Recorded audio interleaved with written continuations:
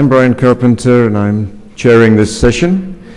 I'll say for the third and final time that because of a problem with the projector, if you can't see the screen clearly, then please move forward.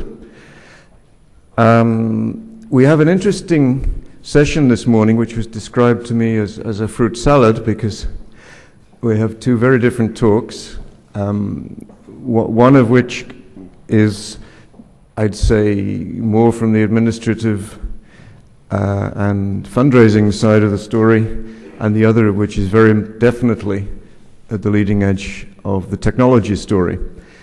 So because of that contrast between the two talks, I'm going to take a pause for questions after the first talk so that people don't have to remember the questions all through the second talk. So it's my pleasure to introduce the first speaker. It's Bob Kvavik from University of Minnesota. If you're puzzled about his name, he assures me that it's Norwegian, not from Eastern Europe.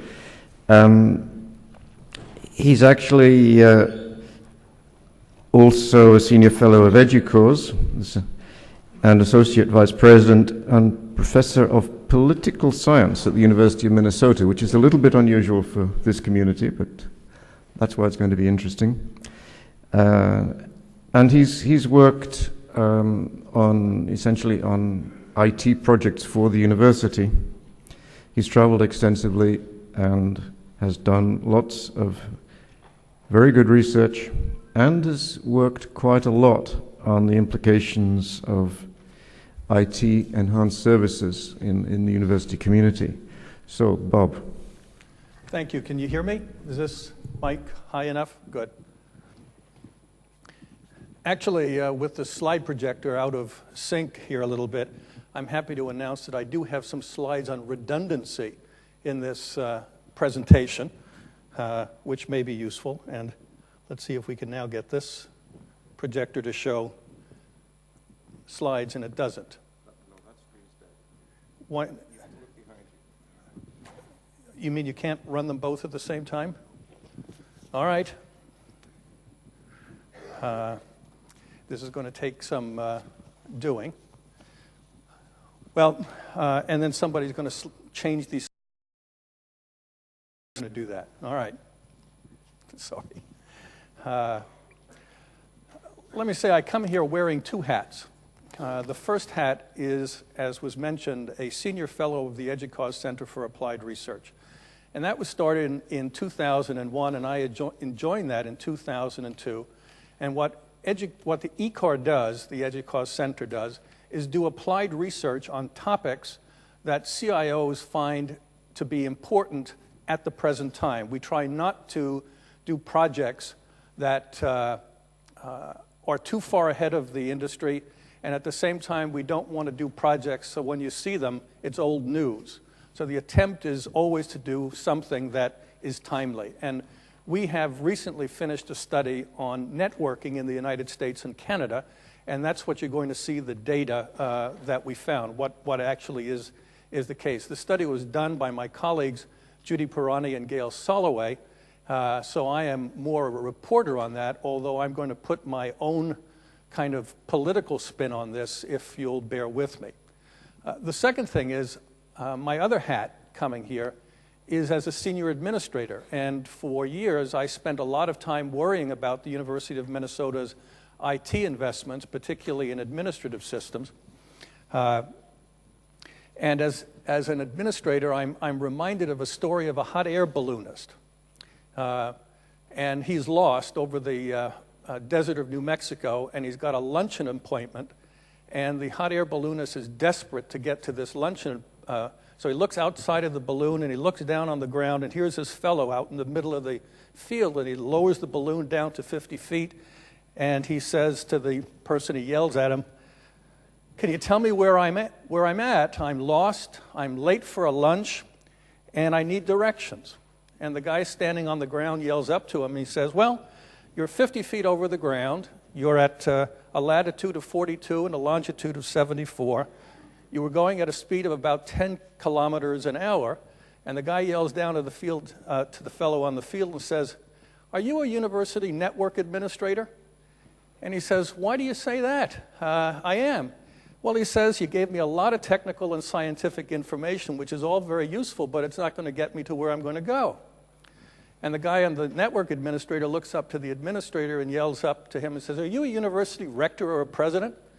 And he says, how did you know that?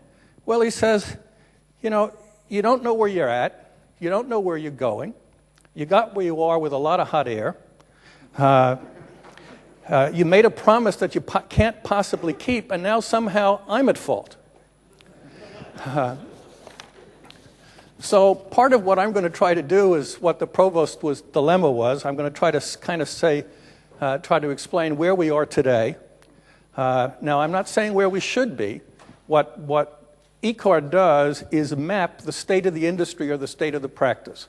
So this is what, in this case, 517 universities summarized have in place, not what a particular institution has in place.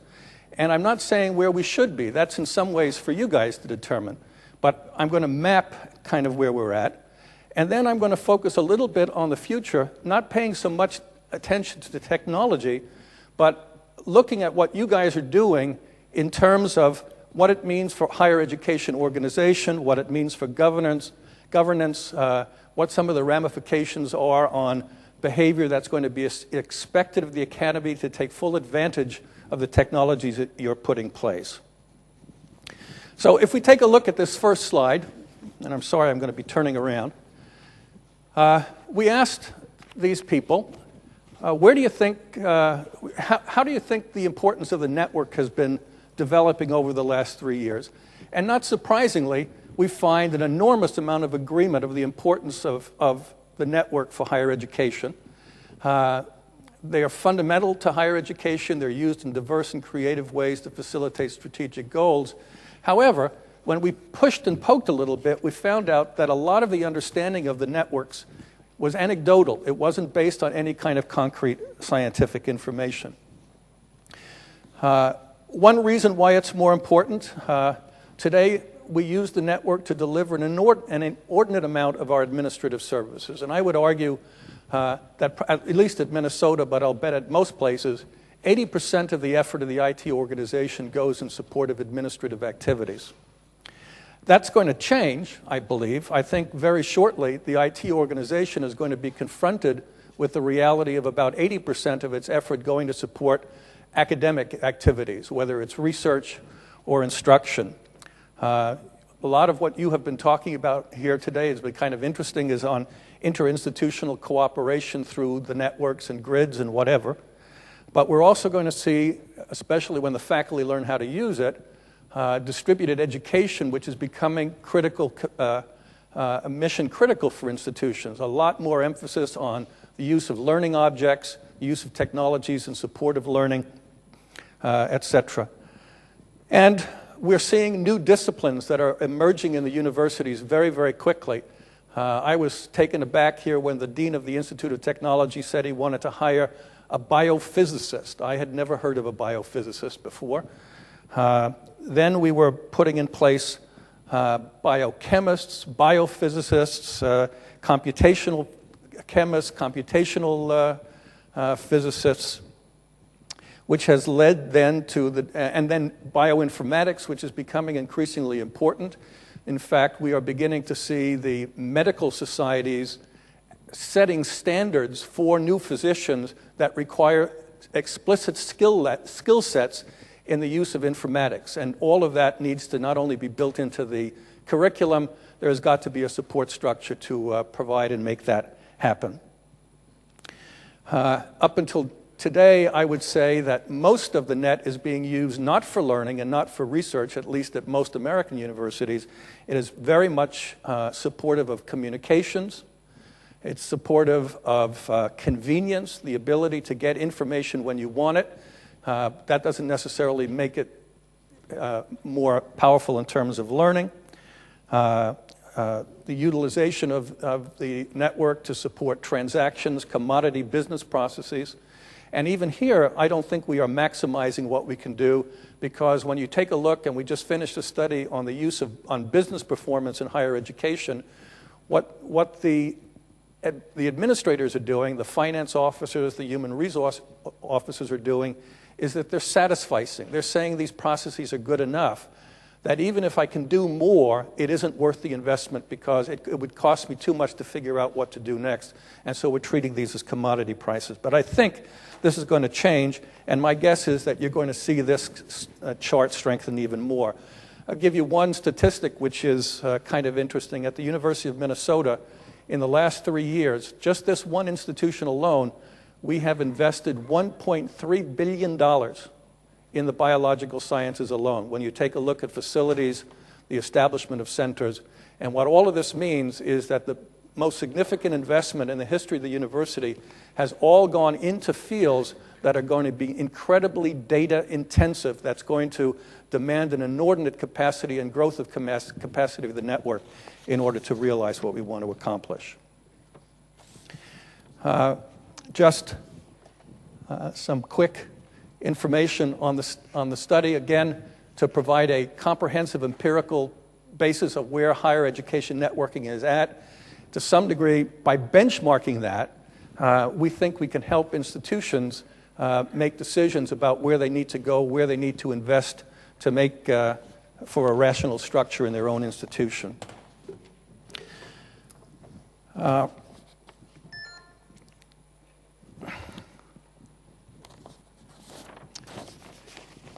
To give you a sense of how we did this study, 517 institutions responded to a detailed survey.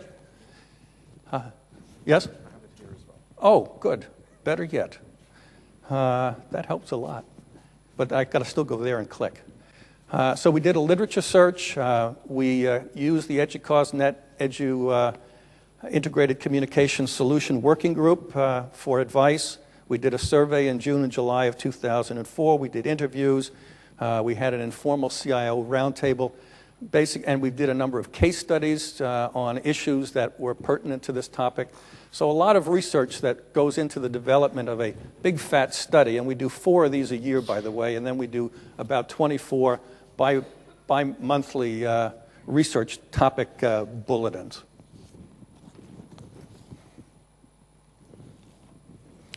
Again, just to give you a sense of the situation, 517 institutions, most of them are small. Most of them have very small, limited networks. And there are only a few of the institutions in the study that really run the big, robust networks that you guys are so adept at building and developing and making a reality. In a later slide, I'm going to show you that depending on the size of the institution and the complexity of the institution, what they have in place is going to look very different, and their strategies for investing in networks are going to be different. Oh, I see. I go down and you don't, so now, yeah, we've got a little coordination problem. In any case, higher education, we find, is highly, highly wired.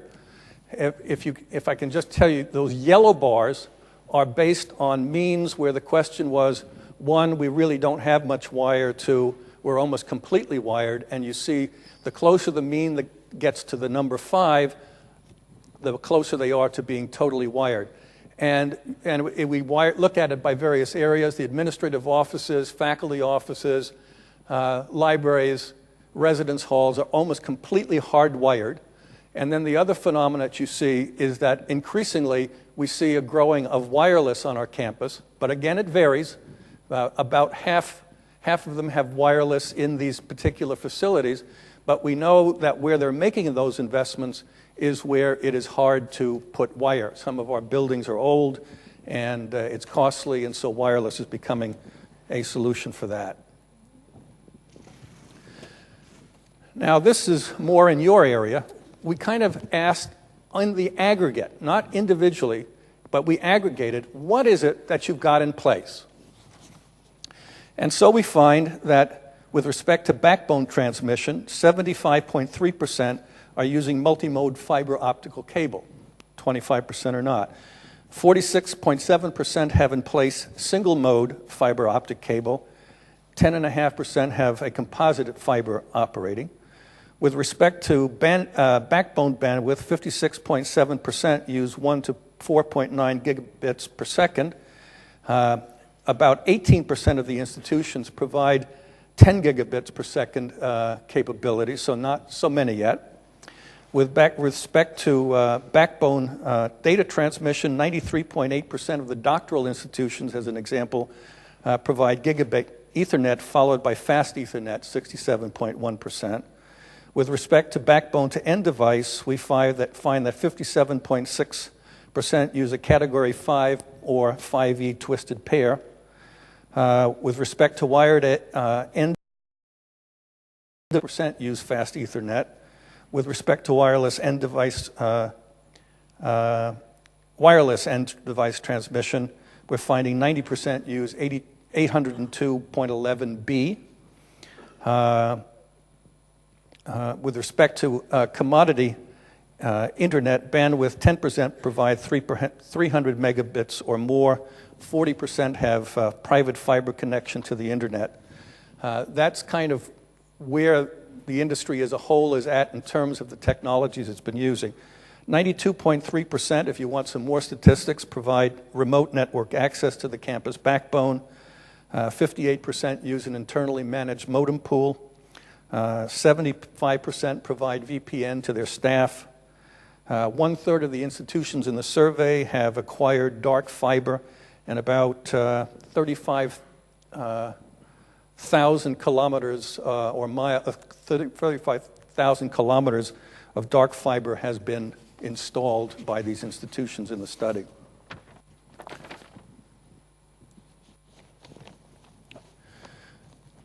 One of the other things we found is that there were about 34 private education and research networks in use. The most were in the area of state research or education network. Each of the 50 states are building up these networks to link the universities and higher education in.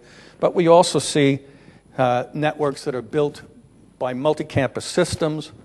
Of course, you know all about Internet 2, Abilene, regional gigapops, the national research networks, the Lambda Rails. More and more of that is being built, and we're going to see more and more leveraging of that, I believe, as we go forward.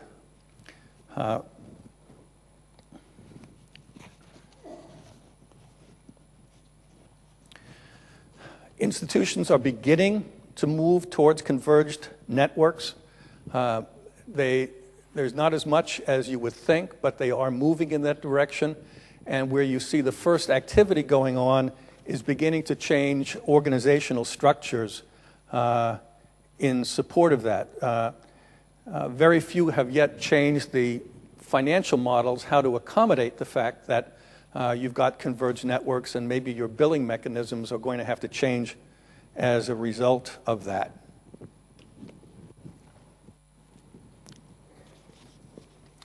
Now, we began to look at emerging technology applications. What are people buying? What are they particularly installing? What have they installed? And so the question was, here's a menu of various types of emerging technologies, and tell us whether you have it in wide use, in limited use, whether you're planning to put it in place, whether you're not planning to use it at all.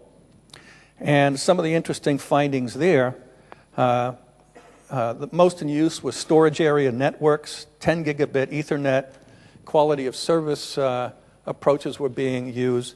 But for example, 48.4%, now, take that figure with a grain of salt, are not considering the installation of IPv6, for example. 72.5% of the institutions were not thinking about biometrics. IP and wireless competitive local exchange carriers, over 80% didn't even have it on the radar. They weren't thinking about using it. And so one begins to question, how far do you push it where's the market for some of this? We asked a little bit more specifically about voice over internet protocol, why they weren't installing that, because again, we found only 25% had done some installation of that. Well, some said, we don't see the return on the investment. There's no business case been made for it yet. Or the other common thing is, we've got other things to do before we go to voice over internet protocol. The reasons for it, some people were just expecting that the demand was going to be there soon. And so to improve services to their customers and to meet expectations, they were busily beginning to put it in place. It was also an opportunity to begin to combine staff, the support staff and the people who work with the infrastructure, and beginning to integrate those organizational units. And some 43% of them said that they actually had realized some cost savings by beginning to merge those offices and units, and that was another argument for proceeding.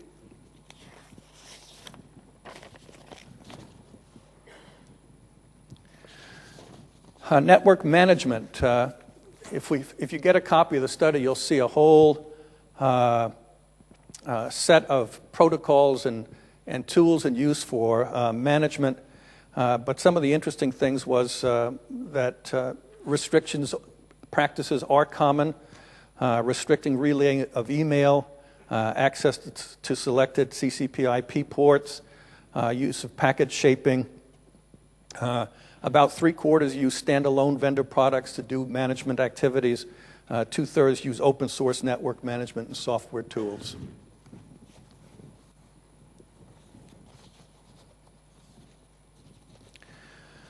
We asked institutions to assess or evaluate the quality of their networks. And the question was really whether you had a high quality network infrastructure. Was it secure, fault tolerant, desktop connectivity, wireless connectivity, or optimally designed to meet future needs? The particular interesting question was also the emphasis on the soft side or the non-technical side of networking, design, management, but also the degree to which the network is aligned to the mission and purpose of the institution in question.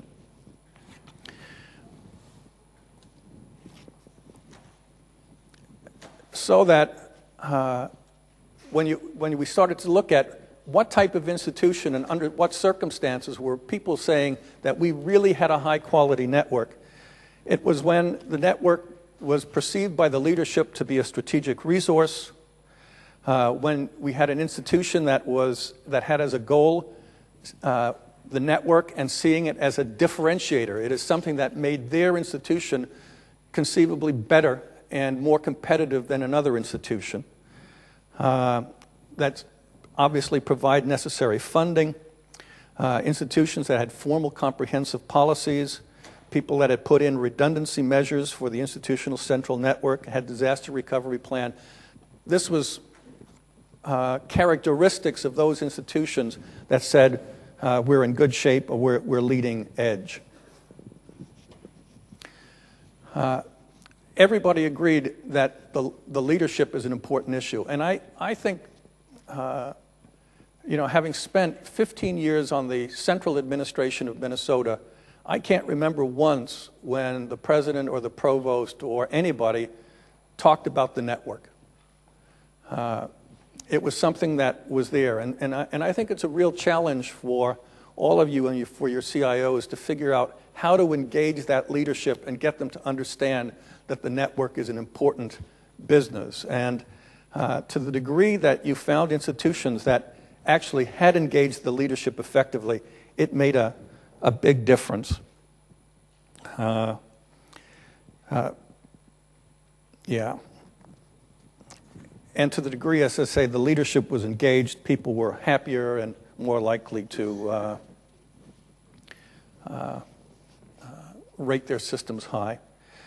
This was an interesting finding as well.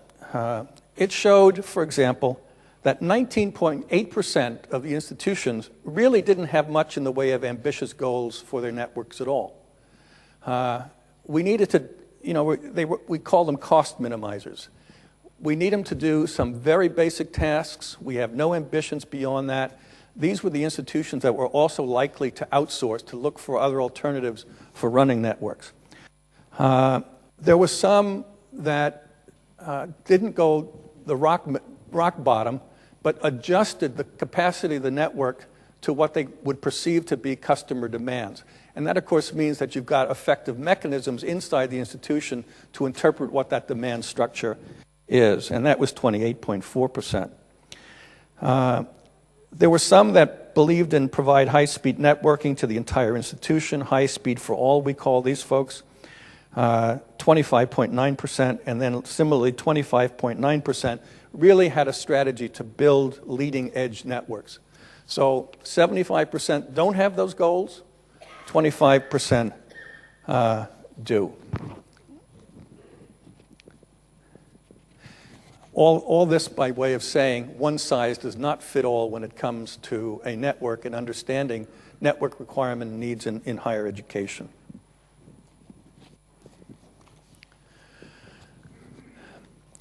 We asked about funding. How much are you spending and how much do you anticipate you're going to be spending on the network? And while 59% indicate that funding is inadequate funding is a barrier, the majority felt that they were going to be spending more. And what were some of the drivers? They're going to be spending more because the academic community is demanding more. They were going to spend more because they had an approved IT plan. And I want to emphasize the importance of an IT plan that is approved by the administration as a justifying tool for continued investment in the network. If you can get that contract, so to speak, in place, you're going to see, at least to the degree the administration gets funds, increased investment. And 47% believe that that IT plan was critical. Additional reasons for spending: need for additional bandwidth, 37.9% of the respondents indicated that. Obsolescence, 36.9%. New services, 36%. Those were the primary drivers. Most of the funds we found came from an annual budget allocation at 93.2% of the institutions. 34% of the institutions used student technology fees to supplement funding for the network. Chargebacks, 10.8% as a funding mechanism. Per port user fees at institutions, about 9.9%. Where they said they were going to spend their money: network components and software, wireless networking, additional bandwidth. The dilemma for the administration, if you care about this, and IT is a particular problem. At American University or Research University, we have three main cost drivers. The first one is compensation. How do you pay your professors and your staff an adequate amount of money? And what's interesting, again, being a competitive research university like Minnesota, we would want to pay our faculty and staff, on average, what the top 30 quality university in the United States pay. And what makes that, that's not easy to do, but it is a knowable number. So if I add X amount of dollars into the compensation pool, I know I've made so much progress towards a goal that has, again, a concrete number to it. And similarly, the second biggest driver is facilities. You can't build space fast enough at universities. I believe our medical school, if we put half of the administration buildings in Poznan in there, they would fill that up tomorrow afternoon. There wouldn't be a room left. But we know what that costs, too, in terms of construction, operating costs, et cetera. The dilemma for the administration with technology is if I put $5 million or $10 million into more technology, I don't know what % of the problem I've solved. I don't know what all of this adds up to.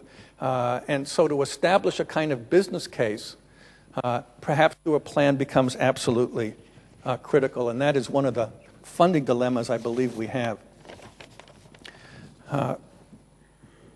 Jump ahead. The importance of network policies. 77% of the respondents said they had formal network policies in place. Again, those that had these policies in place believe they had higher quality networks as a result of it. We asked, again, using a mean, agree or disagree. If you could strongly disagree, the mean it's 1. If you strongly agree, it's 5. So if you had a mean of 5, it would mean the entire population was saying that our policies are easily accessible. But on the whole, easy accessible is scoring much higher than comprehensive. There's a lot of plans, but only half of them are considered comprehensive in terms of their substance by the CIOs. Again, just a little over half of them are regularly updated. But again, better scores to things like you can find them, they're clear and easy to read, etc., at least in terms of what they cover. We talked also about policies on service level agreements, and people found them to be a mixed bag. People thought that having them in place created kind of a contract between the IT organization and the users, but the problem was people didn't necessarily think that the contracts were enforceable in a university environment. So the question was, if that's the case, then why have them?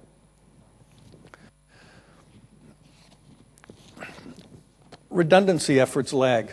At least today we had this backup here. But only 9% felt that they had redundancies for all points of failure. That's much better at the Research One and the leading institutions. That number jumps up to 16%. But again, what you can see when you take a look at these statistics is that we are not probably where we ought to be on things like redundancy. Some of the barriers are not internal to the institution. Funding, security, growing bandwidth consumptions are all things that complicate this redundancy piece. But again, the industry needs to get there. And likewise, 40% did not have a disaster recovery plan for data networking. We had, I think, 30 institutions that had nothing in place whatsoever. It was quite amazing to us that the numbers were that bad. We also paid a little attention to networking metrics. Higher education, and I can tell you from an administrative point of view, we are lousy at measuring what we do. And because we are lousy at measuring what we do not necessarily get the feedback that we need to make smarter decisions. But the network organizations do monitoring. We found 77.9% take a look at capacity utilization, network uptime, 75% were measuring that, 41% was measuring packet loss, 39% of the institutions were measuring network speeds, 35%, and this is a little disappointing, were paying attention to user satisfaction. The purpose of the metrics, to identify problems, 83% said that that was the main reason for doing metrics. Planning for the future, 73%. Improving service, 69%. Reporting to management, 51%. Again, I can say at Minnesota, it was very, very seldom that we had anything that looked like a report from the IT office to central administration on the performance of the IT operation. It was just assumed that it was going to work well. It was a given. The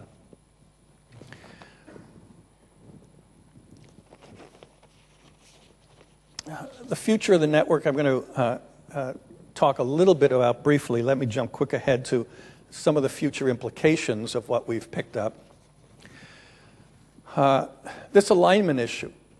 Again, we showed some slides that show different institutions have different aspirations with respect to their networks. The better those aspirations can be aligned with the reality of what is being invested, the better. We've learned that the network is never done, and it's never going to be done. When we begin to see the talks, I was listening to Larry Smarr last summer and his OptiPuter project, creating a new generation architecture that's going to let users generate terabytes and petabytes. I can't even imagine what the size of petabytes are going to be, but apparently it's getting bigger. And then as our next speaker is going to be talking about, and people like Deborah Estrin, about embedded network sensing, this is going to be a really big issue as well. It's going to require that higher education, even though, and I think a real compliment needs to be paid to all of you, higher education in collaboration with the vendor industry that we have been dealing with is really responsible for the power and the quality of the networks. I think that's going to continue, but nevertheless, we're going to have to continue to look outside to look for some of the innovation. We're going to be looking for more automation, more controls of this as it gets bigger and bigger and more complicated. 5 minutes. I'll finish up in 5. We've got to make sure that the money is there. We know that we have to focus resources on security and reliability, and we need to depend on these private networks going forward. So to summarize some of this in my time, in 35 years, it appears to me, the novice administrator, that we've gone from something that was a curiosity to an experiment, to then becoming an academic enabler, something that allowed us to reach our goals, something that became commercially very valuable. It is now for universities a business necessity, and to some degree it is now a mass medium. And there are a number of shifts coming. This integrated computer cyberstructure is going to change how universities do research. How we create, disseminate, and preserve knowledge is going to radically change with this system, and it's going to be a lot of enabling hardware, algorithms, software, communications, institutions, people that are going to empower researchers to do that. And that seems to me, from where I sit, to be an enormous integration challenge for all of you. Setting standards, governance to knit these disparate pieces together to establish this envisioned cyber infrastructure. I think we've gone from the 1980s, which was information anytime, anywhere, to the 1990s, what you want, when you need it. And now people, I think, are talking all you can imagine all of the time is what you want off of these networks. And to do that, I listened to, again, Larry Smart talking about logical connectivity, which is why I think 50% of the institutions plan to implement wireless at 802.11 gigabits. We're going to see smart and talkative devices coming onto these systems, and I suspect the talk now on sensors is going to be a big piece of the future for us. Convergence is going to be a big deal, but from my perspective, again, the challenge is to manage convergence not only on the technical grounds, but on organizational, legal, and on social levels, because it's going to change how we work. It's going to change, convergence is going to change control issues. There are too many players independent now that are going to operate independently in this convergence mechanism. And we are probably going to have to establish on our universities what I want to call convergence work groups.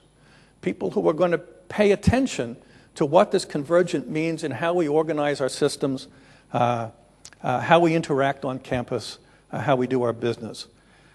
Personalized on-demand service is another trend, it seems to me, that's coming.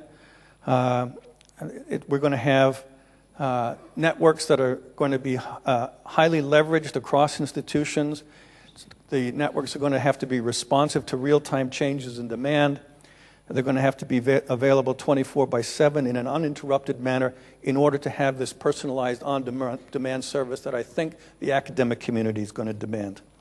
So broadband for all, a new era of data-intensive scholarship, increased virtuality, mobility, and community in the academy. We're going to see the web begin to operate in 3 dimensions. I've seen the first avatar applications, which are really fascinating, although, again, I don't fully understand how they're going to work yet, but it's not going to take anybody very long to figure that out either. Data, a big problem that you're going to have, the networking people are going to have to work with the faculty governance and I think also the libraries, because this data sharing business involves privacy, confidentiality, provenance, archiving. Mining and visualization of complex data sets is also a task for the libraries, it seems to me. How we handle these larger and larger volumes of data, incredible. Another set of challenges, it seems to me, is that we have built these networks using academic values. And academic values have to do with unfettered trade in intellectual commerce and activities, openness, free speech, unrestricted access to information. And the barriers to this is in part technology and commerce. We've got different rules for paying for wireless services. The phone rule, the phone payments on these communication devices, time on wireless, those all have different pay structures which are going to have to be reconciled. Security and privacy, that's going to be a big issue with these embedded sensors. The academic community is going to have to cope with the fact that more and more of what they do can be tracked. Regulation and taxation. These devices are regulated very differently in different environments, and convergence is going to complicate that for us if it's going to go forward. If everybody is going to have high broadband access, then the last mile issue, how do you get this connections to the house to make this a reality, becomes a problem.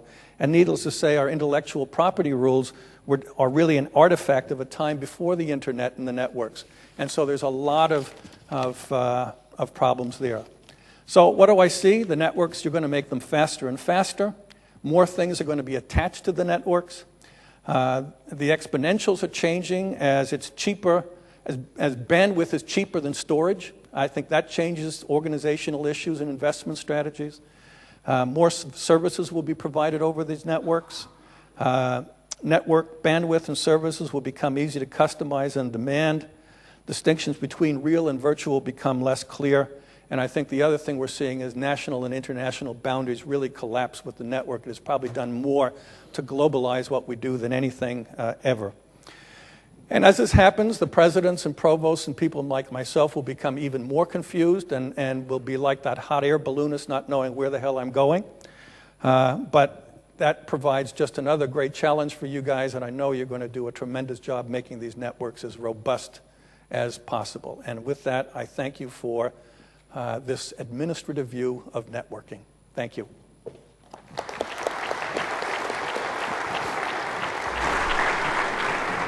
So, Bob, thank you very much. I think for a political scientist who claims to be, what was the word you used, naive?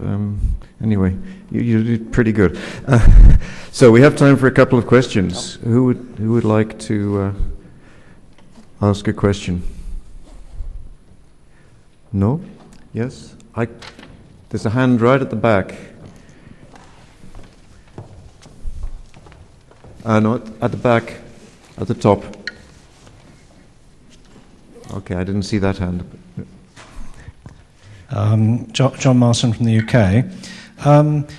The visible network seems to be the campus network, and all the external ones seem to be relatively not an issue. And I just wondered if that was actually the case. Is the fact that they're not terribly an issue because they're working extremely well and nobody's worried about them, or were there any issues connected with the internet connections or your private education networks? I think the private education networks don't really touch a large part of the campus community, and I think they remain under the control of the IT, the networking folks, and selected groups of researchers.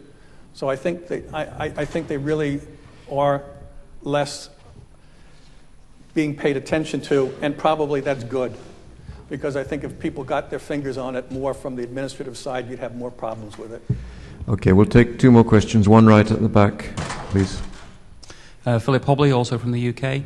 You mentioned in your talk that the senior officers of our institutions are not necessarily aware of what we're doing or that bothered about it. I would guess also that they're not that bothered about the water coming out of the taps and the power coming out of the sockets. Provided that they're still providing the money, is it vital that they're talking about or interested in what we're doing?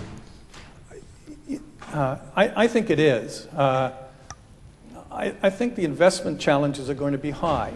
And I also believe that they're going to have to pay attention to it because more of what they are concerned about, which is how robust their research capacity is increasingly married to the capacity.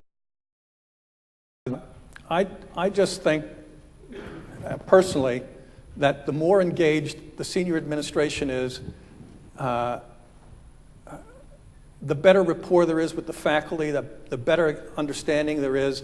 When all of a sudden a big project comes down the way, you spend less, you can get to the core of the matter about what we need to invest to make this research project a reality on our campus just happen much more quickly.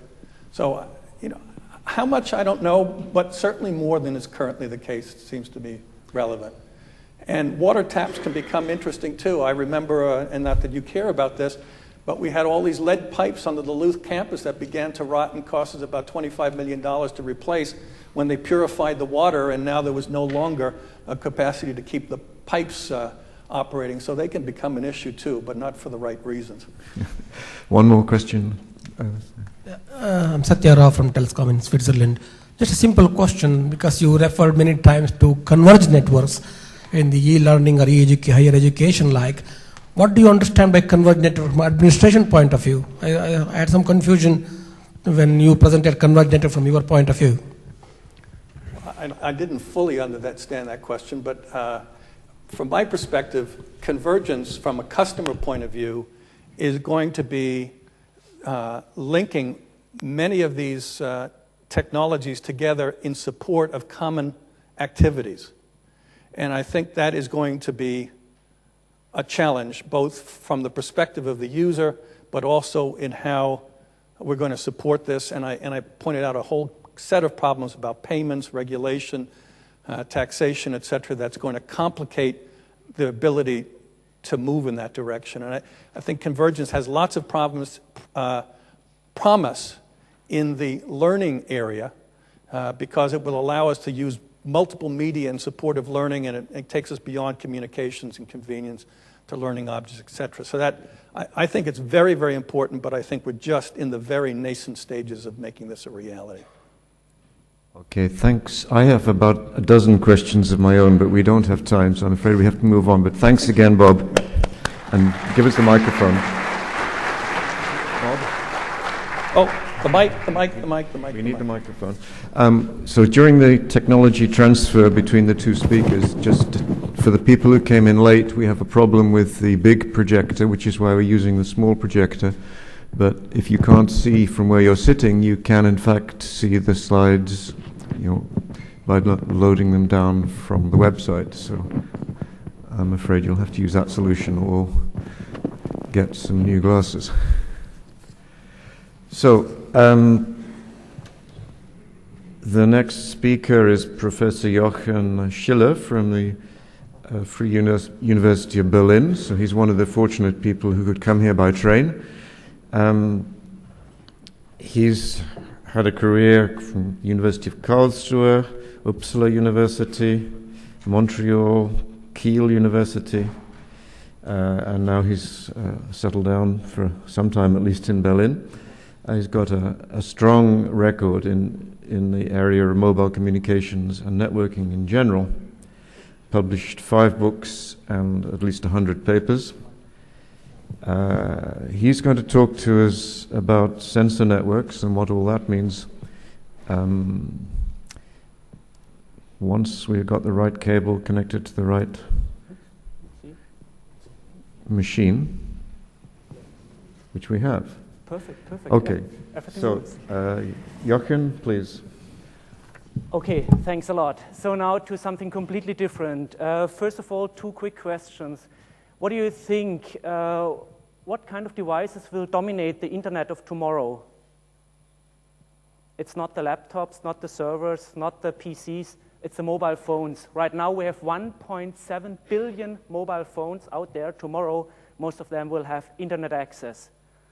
What is the percentage of computers you can actually see, like your PCs, laptops, servers, routers? It's only 2% of all computers. 98% of all computers are embedded. So the future internet will be embedded, wireless, mobile. And the topic I'm talking about, wireless sensor networks, is one way of working within the internet, one special kind of network.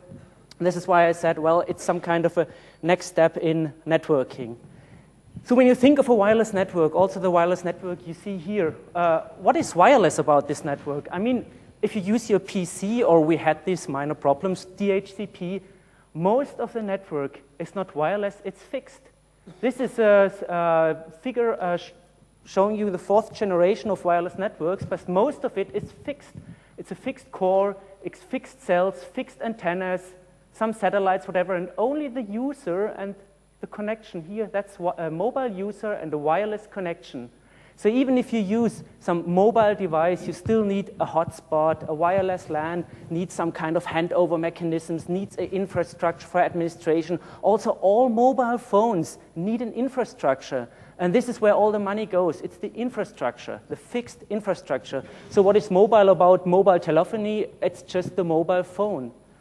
But the problem is, what happens if there's no infrastructure left? If you don't have any infrastructure, like after the tsunami, like 9/11, like in Japan, this gas attack, like fires, you have no infrastructure left. No mobile phone will work. No wireless LAN. Why no mobile phone? Well, the base stations, they have microwave links. And if there's an earthquake or whatever going on, no microwave link will survive this. So you will have a big, big problem. So what do you do? What kind of networking do you want to have? I mean, if there's no infrastructure left. Or you don't really need a disaster for that. Maybe you just want to save money. So maybe you have an infrastructure. So maybe you're a farmer and you want to save money for irrigation or for pesticides. So you want to exactly know what is the amount of water I had in this location. So maybe you just want to set up a network for so-called precision agriculture. Or you want to do environmental monitoring. You want to monitor the temperature, 3-dimensional, the temperature in the sea, for example. Or you want to do some habitat monitoring. So we have ongoing project monitoring rats in their homes and whatever when they're digging holes in the earth, etc. So what kind of network do you have to use there? Well, since several years, researchers are investigating in wireless ad hoc networking. So that's the first step. So what does it mean, ad hoc networks? So basically, without an infrastructure, you have to use the components of the participants for networking. And the very simple version of an ad hoc network is a so-called single-hop ad hoc network. That means, well, you're working together with your portable PlayStations or with PDAs in a room or with laptops. You can set up an ad hoc network, but typically all the participants have to hear each other, so it's only a single hop. What is much more interesting, also for disaster recovery, etc., it's a multi-hop ad hoc network. Multi-hopping, that means basically that you can cover larger distancing by simply forwarding data over different hops.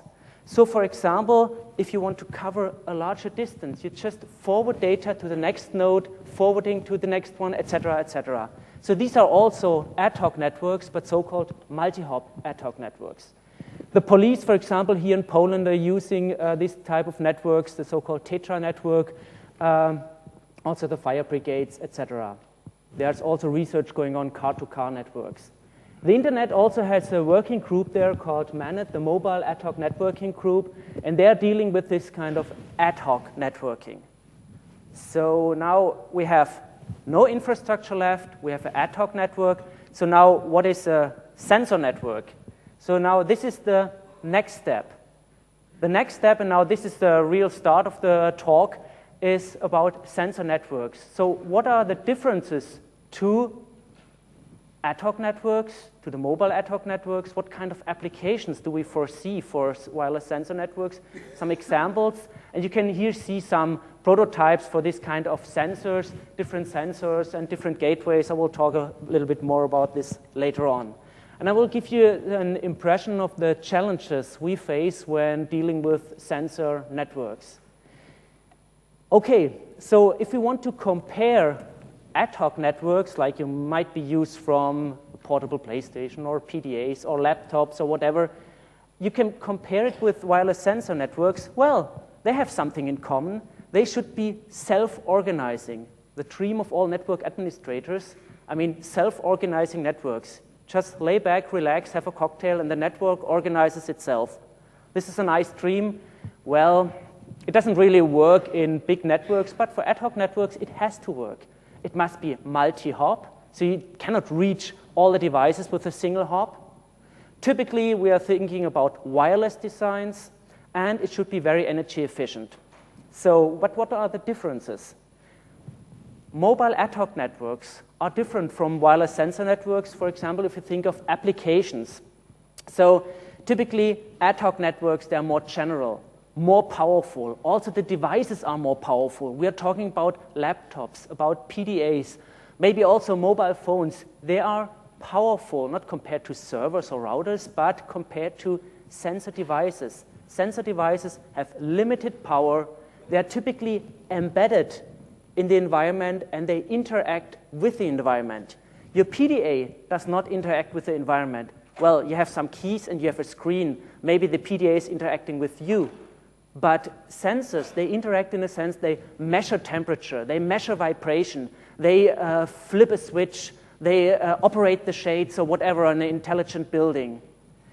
Also, if you think of scale, mobile ad hoc networks, well, to be honest, the researchers think of 100 devices, maybe 200. But most of the routing protocols, they won't work for 10,000 of devices. Sensor networks, we're thinking of 10,000, 100,000 of devices. So that's completely different scale. And the basic paradigms behind a mobile ad hoc network is still the individual node is important. Your laptop is important, and you have an IP address, some kind of an ID. For wireless sensor networks, we don't care for the individual sensor. We care for the network, for the whole network. So it's like an ant colony. So you don't care really for the single ant, but you care for the whole colony. And so maybe the individual node is dispensable, and the whole network is data-centric. We are interested in data, not in IP addresses sending data to a certain node, but to collect temperature, for example. Also, we have a lot of differences in mobility patterns, etc., and cost per node. So we are talking about 50 euro, 20 euro, 10 euro, 1 euro per node, not about 400 euros for a PDA or 2,000 euros for a top laptop. So it's different. So what kind of applications do we see for sensor networks? Well, if you should remember one thing of wireless sensor networks, then it's the definition in blue. What is a wireless sensor network? As I said, it's embedded in the environment. It measures something, and it tries to influence the environment. And the nodes are also able to process information, some processing, not really high performance, whatever, and they have to communicate it wirelessly. So the classical examples are environmental monitoring, wildlife protection of national parks. We have a project ongoing protecting fences of national parks, virtual fences and real fences via movement detectors, etc. Precision agriculture, controlling waste dumps, etc. And I want to give you one example. What we did is this kind of 3D monitoring of the Baltic Sea. Well, this is not really the Baltic Sea. This is Lanzarote, but I didn't have a picture of there. So it's much warm there. So, okay, you have a sensor network floating in the water, and at least one node has a connection to a cellular system, and then again to the fixed network, to the internet. And the sensor network itself is self-organizing. I mean, you cannot assume biologists to organize the network, to set some addresses, etc. No, all they do is they simply drop the sensors into the water, and the sensors are then floating on the water. They are connecting via radio interfaces, and one is connecting via GPRS, and all the temperature sensors, they're just hanging down into the water, and there's a weight at the end. And the biologists are interested in the temperature distribution because there are certain areas where sweet water comes in with a different temperature. Typically, sometimes it's much cooler, sometimes it's warmer compared to the salty water of the Baltic Sea. This is a project with the University of Umeå in Sweden.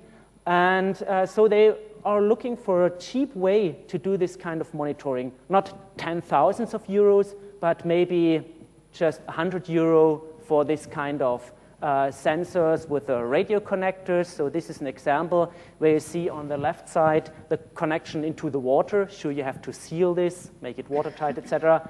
A simple processor and a transceiver and an antenna.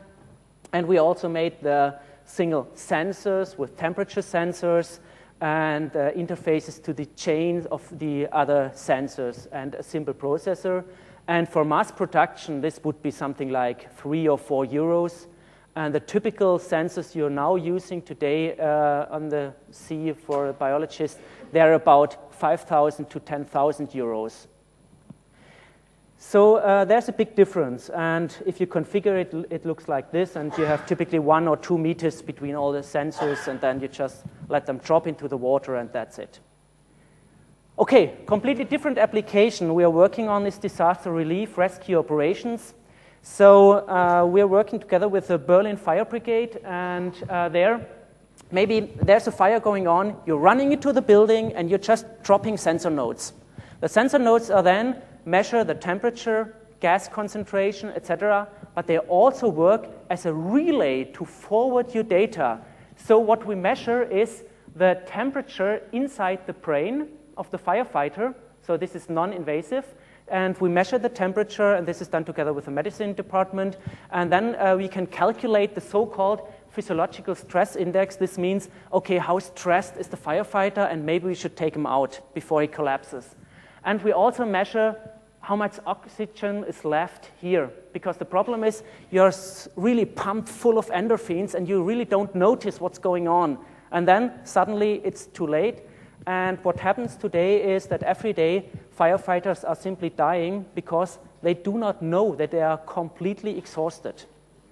So this happened at 9/11. This happens every time when firefighters go into a big, big fire. They simply do not know if they are completely exhausted. And after typically 20, 25 minutes, you are completely exhausted, especially when you're wearing these special suits. Okay, some other applications, just a quick survey. So, for example, machine surveillance, you can monitor tire pressures, you can monitor hub temperatures, railroad cars, things like this, or healthcare. Just you can combine intensive care with a relative freedom to move, so the patients can walk around and you can still monitor them. You can have intelligent buildings, intelligent constructions, facility management, so the classical HVAC applications. The wireless sensor networks they are typically complementary to existing networks. You will not replace a high-performance network by wireless sensor networks, no way.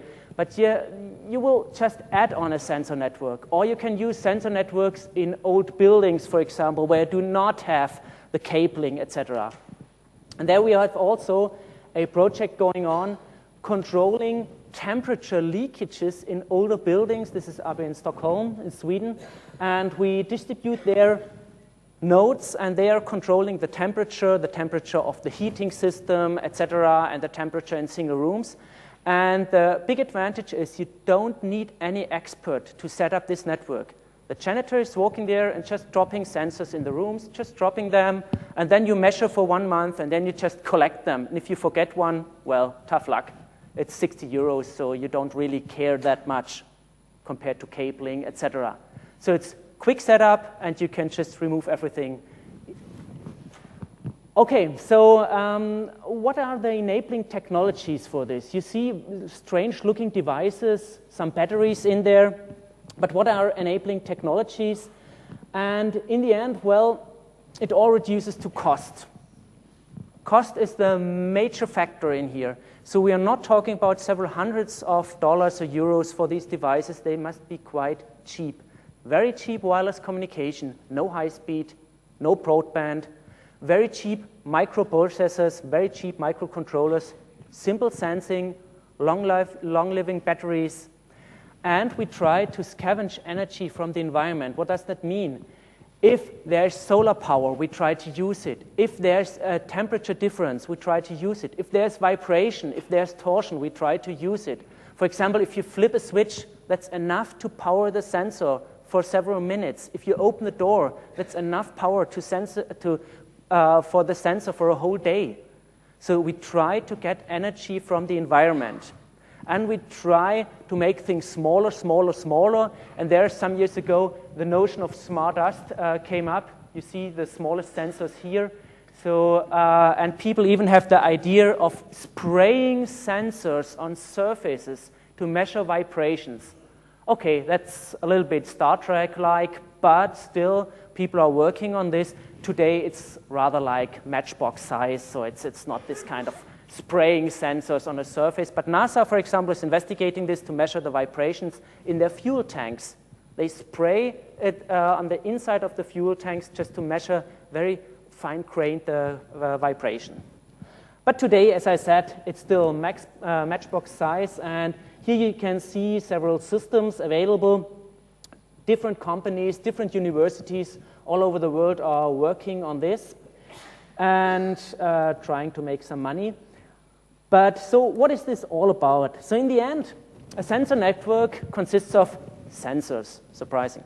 So you have a lot of sensor nodes, and the sensor nodes, they can interconnect. They might move around, but they can also be stationary, so that doesn't matter. So they interconnect, and you might also have some gateways. The gateways themselves can set up some kind of a backbone, also wireless backbone, but they also bridge over to classical networks like Ethernet, like Bluetooth, wireless LANs, different kinds of wireless LANs, GPRS, GSM, name it. So different kinds of networks, and it must be all self-configuring, no administration needed. That's the idea. It doesn't work today really, but that's the basic idea. Not broadband, so we are talking about 100 kilobit per second, something like this. That's more than enough for sensing temperature values, humidity, etc. So the single sensor node might look like this. So you might have a sensor, and embedded you might sense light, noise, vibration, infrared, movement, microphones, speakers, etc., precise timing, and you have some kind of communication device, transceivers working on different frequency. So they pretty much all look the same, these kind of sensors. These are the sensors we designed, but there are many others out there. Plus, we have more and more software running on these sensors. So typically you start with simple interfaces, C interfaces. You might have operating systems like TinyOS, like Contiki. Optional, you can also run TCP/IP. So we have some of the nodes on the internet, and they even run a web server. So if you want to have a web server on your sensor node, I don't know if this really makes sense. But yes, you can do it.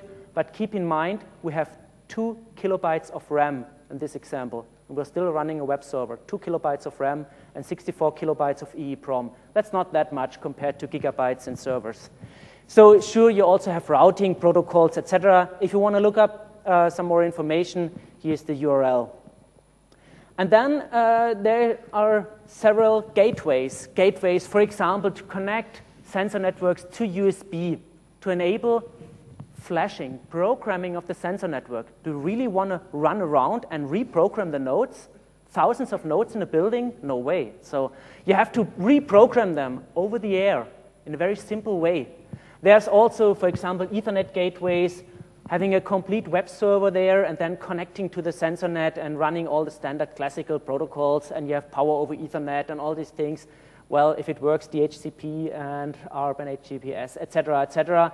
So you will have a secure access of these sensor networks, we call them scatterweb, from any browser on the net. And if you want, you can also have all-in-one. So this is needed for intelligent buildings, for example, where you want to check what is the status of this building, and you have your little Bluetooth mobile phone, and you want to connect to the sensor network and see, okay, everything is fine with the building. So this is a very convenient way of accessing these kind of strange sensor networks. And they are really a little bit strange, so there's a lot to do for research. So a big problem is, how can you make these kind of networks long-living? How can you use environmental energy? How can you really have something we call embed and forget? I mean, it's no option to go to the sensor and reboot. So you just embed it, integrate it somewhere in the building, and it should just stay there for the next 20, 30 years. Self-healing networks. So self-configuration, how do you localize the single nodes? How do you do routing? How do you do management? And I will quickly browse through all these problems. So the most prominent problem is what you can almost imagine from this little picture, is how can you power sensor nodes just by a little bit of energy from the environment. So typically, wireless sensor networks are battery-driven. Batteries, well, how long do batteries live? 5 years, 10 years? But then you run into several problems. You also have to balance the energy over the network. What does that mean? As I told you, the network should survive. The network as a whole. So if you have a bottleneck node, you might run into problems. So somehow you should offload traffic to other nodes so that you do not drain the battery from a single node too fast, which makes the whole network fail. And you also always have to think of, if you compute roughly 1,000 bits on a sensor node, you consume as much energy as communicating, sending a single bit.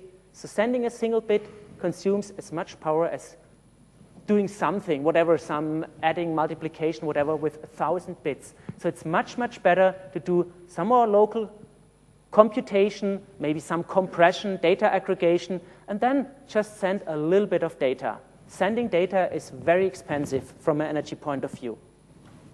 So, and there are some more energy scavenging from the environment, like I told you, torsion, temperature differences, etc. Just to give you an impression how much energy is needed today. So there are sensors out there, you just need 7.6 microamps. That's not really much. That's less than your heart needs. For standby, well, your heart shouldn't go to standby, but so at least this node, they will survive several years with a single AA battery and unlimited lifetime with a solar cell. So the typical cycle is you do nothing, nothing, nothing for 99.9% of the time.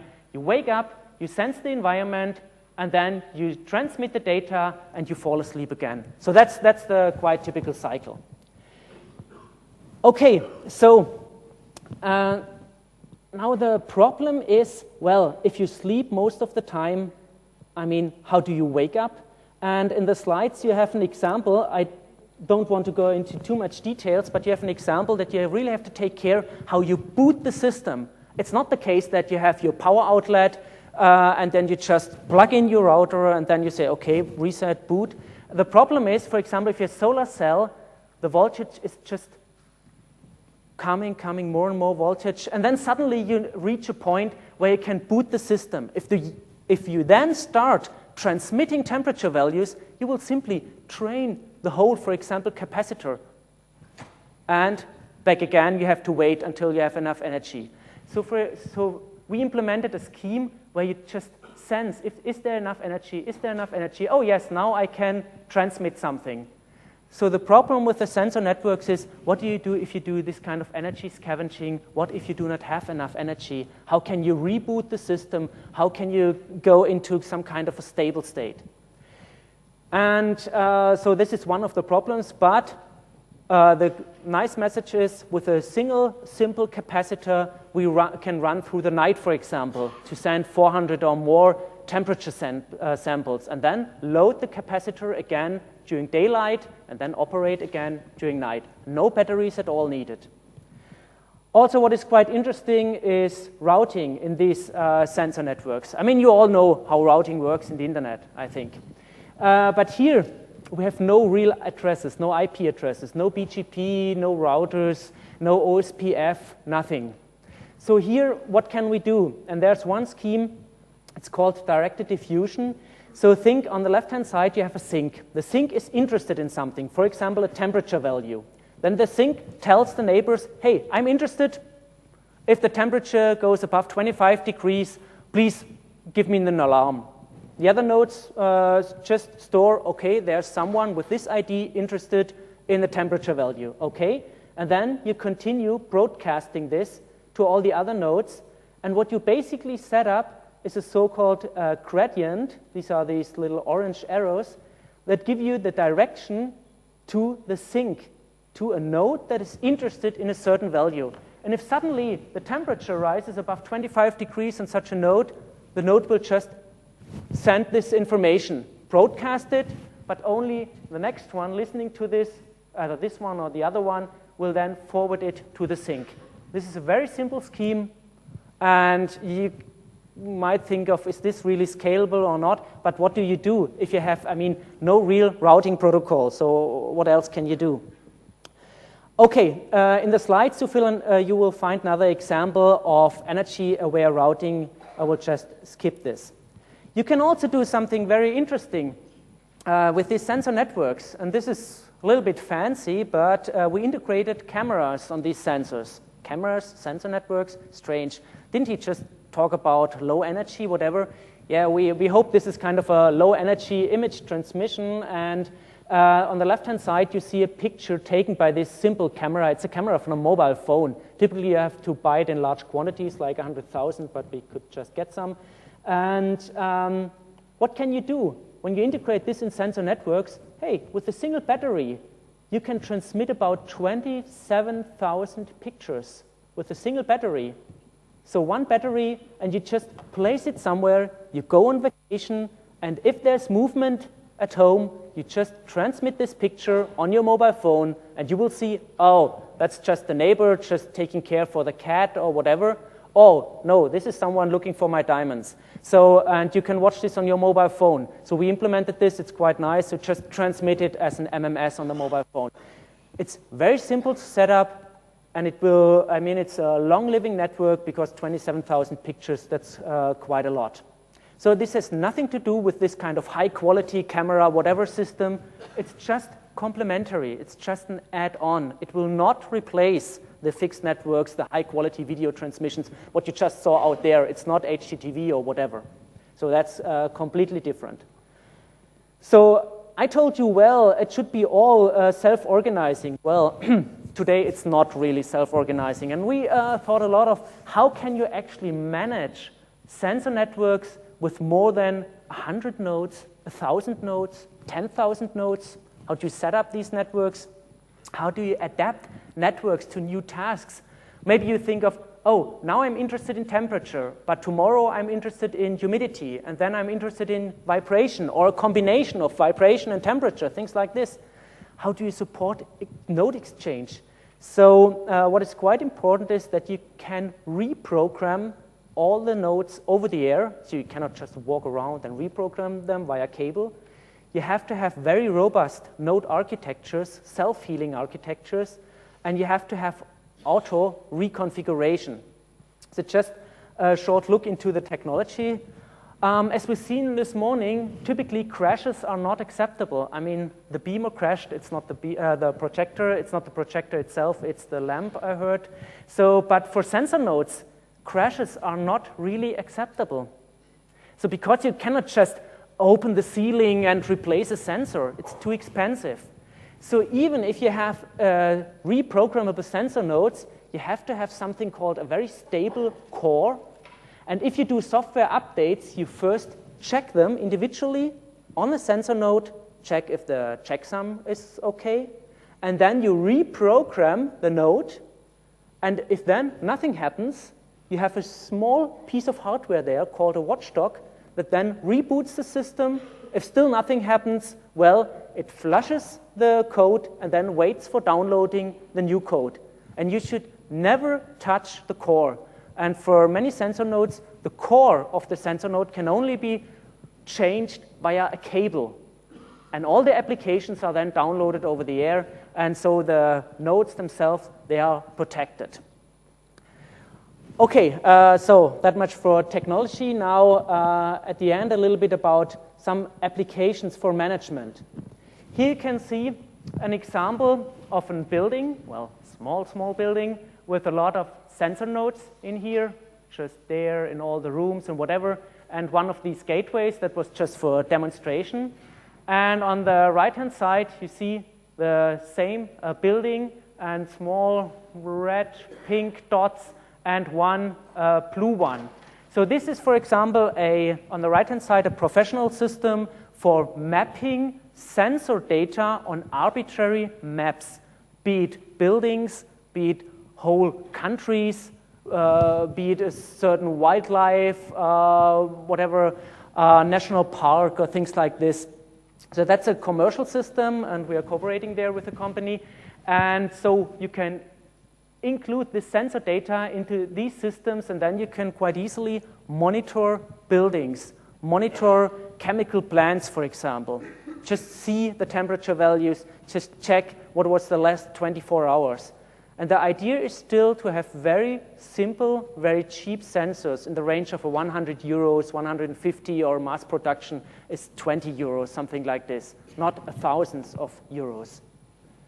Then sure, we also have several tools, it depends on what kind of sensor networks you're using, showing you the logical topology, and if something moves, the network automatically discovers the topology again, only the logical topology, and then tells you, okay, one node is forwarding, so this one node is forwarding data via this node to the root, for example, and then if you rearrange, you see this kind of tree structure that the routing protocol just set up. I showed you this directed diffusion routing protocol, and this more or less builds up something like a tree, and you can visualize it just to see if it's all working fine.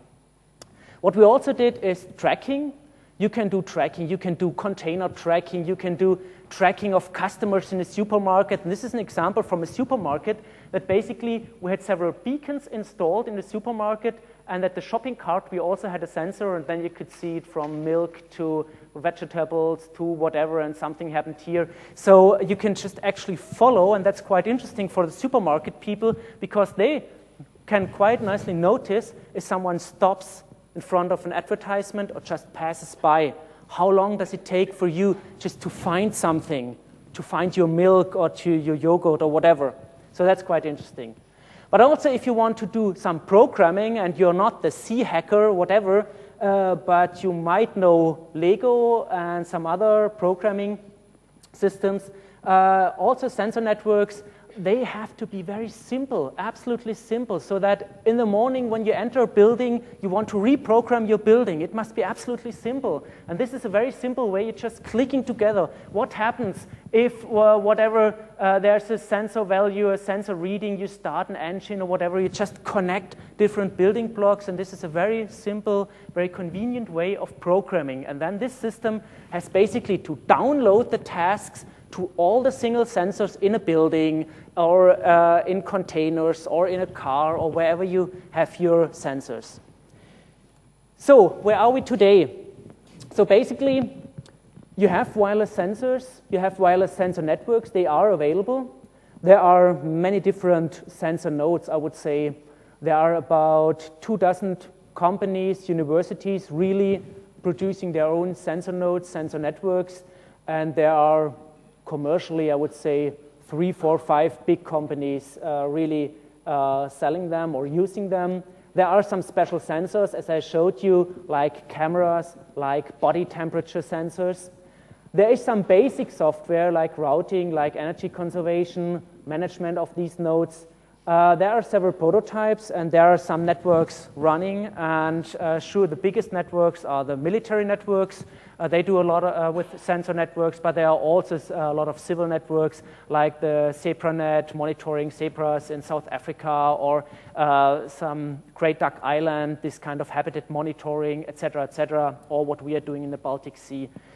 And many people see new possibilities for quite cheap monitoring, cheap protection mechanisms with these sensor networks. For example, this container tracking is quite important for the so-called homeland security. In the US, it's not allowed just to import any arbitrary containers. So the US Customs is already in the harbors all around the world checking the containers. And you have to prove, where was this container over the last 24 hours? What is inside this container? Did someone open the container, etc.? With sensor networks, you can actually track this quite precisely. So law enforcement, yes, sure, babysitter, whatever, disaster recovery, industry control, private homes. So there's a lot of application. But still, there's a lot to do. I mean, when we're talking about energy efficiency, there's still a lot to do. Up to now, we cannot just claim, well, they will work for the next 50 years or whatever. We don't know. I mean, they don't exist for that long. Self-configuring, yes, it works, but what happens if there's a lot of interference on the wireless links? How do you get along with this? Is it really robust, the routing mechanisms, if you have at the same time high mobility in your network? We don't know really. And what is a very convenient way for management and for integration into other networks? Well, think of new applications. What we are actually implementing, or we already have implemented part of it, is sensor networks for intelligent environments for gaming. So we implemented a game where you can actually see the map of a building on your PDA. You can run around, and then you're standing in front of a door. You see this on your map on the PDA. Oh, now that's a door.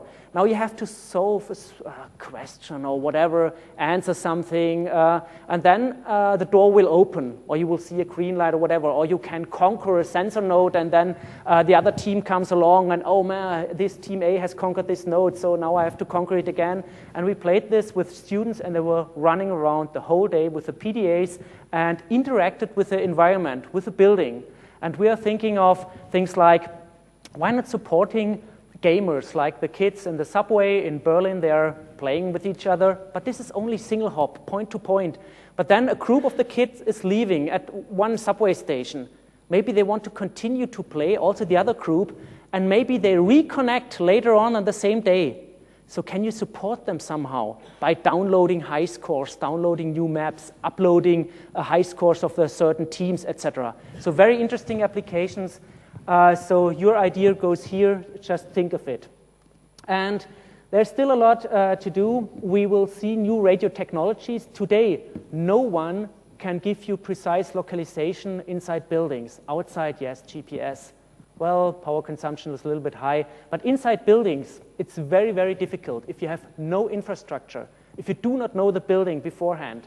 So we want to have a precise localization for the firefighters especially, and we are looking forward for technology called ultra-wideband. If it's cheap and available, we will integrate this. A lot more system aspects like security. You cannot have really big, strong encryption mechanisms on board of these little devices. We have some like AES, but what about public key infrastructures, etc., for sensor networks? We don't know yet. We still have to prove scalability to 10,000s of nodes. We are running, right now we have 800 nodes, but this is not really 10,000. So there's still a big gap. And you have to make it much, much cheaper and much simpler to use, because still today they should be self-configuring and self-healing, but we are running around and heal them and configure them, etc. So this is up to now, it's just a promise. Okay, thanks for your attention.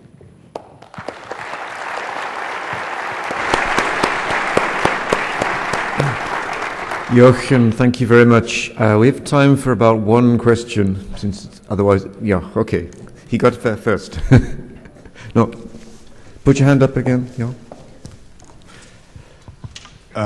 Once more visionary question. You gave very good reasons why you have simple layer 2, layer 1, layer 2 protocols for communication.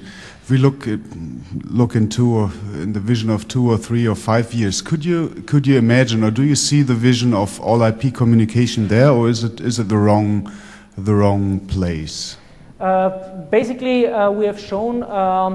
We've also demonstrated that we can have complete TCP/IP running on the nodes, and if you do nice header compression, and if you play a little bit with the protocols, yes, you can run IP, you can run TCP on the nodes, you can adapt it. It's a question if you need it. I mean, if you have it on the gateway, no one will notice from the outside that you're not running IP inside. But yes, you can do it, and Moore's law will help, but we do not want to transmit IPv6 headers. The full headers, because this will really cost too much energy. But no one cares if you can compress the headers. I mean, it's no problem, and you just do some kind of net at the edge. So yes, we will see. I think this will be integrated in the internet. Yeah, I was actually going to ask the same question if I got a chance. When we designed IPv6, one of our design use cases was streetlights. You know, this was 10 years ago. And by the way, you don't need to do NAT. In fact, you will be shot if you do NAT, but you can certainly compress the header to almost nothing. Yeah, okay, so I think we could discuss this for half an hour, but unfortunately we don't have half an hour, so we really have to stop there. But I'd like you to thank both the speakers again very much.